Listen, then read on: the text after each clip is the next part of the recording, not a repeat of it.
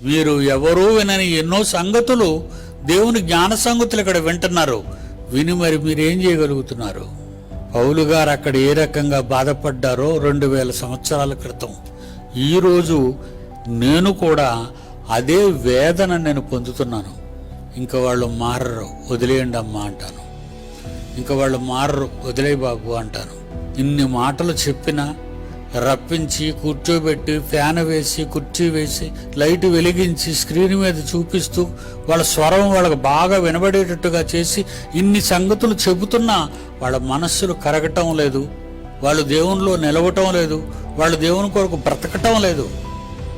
లోకం లోకం లోకం లోకం లోకం, పిల్లలు పిల్లలు పిల్లలు పిల్లలు, భార్యలు భార్యలు, భర్తలు భర్తలు, ఇల్లు వాకిలి అబ్బబ్బబ్బబ్బబ్బా, ఇవి తప్ప బైబిల్ అస్సలు మీరు పట్టించుకోరు. దేవుని మాటలు అస్సలు వినరు, అర్థం చేసుకోలేరు.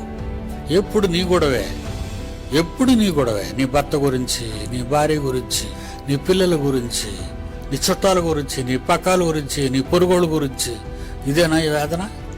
మనస్సులు కరగటం లేదు, దేవునిలో నిలవటం లేదు, దేవుని కొరకు బ్రతకటం లేదు.